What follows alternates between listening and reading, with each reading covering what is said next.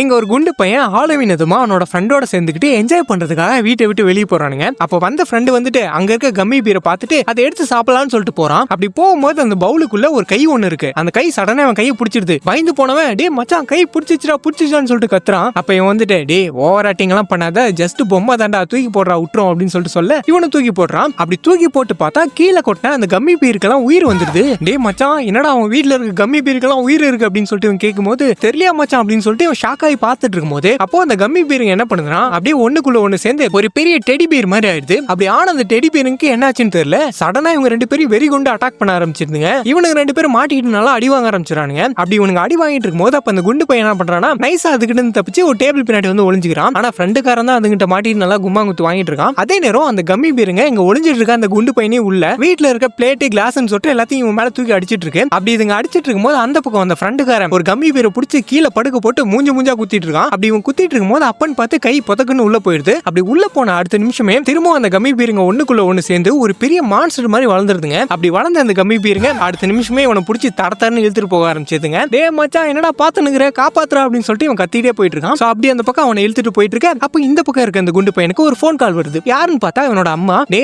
என்னடா அங்க ஒரே சத்தமா இருக்குது, என்னடா பண்ணிட்டு இருக்க அப்படின்னு சொல்லிட்டு கேக்குறாங்க.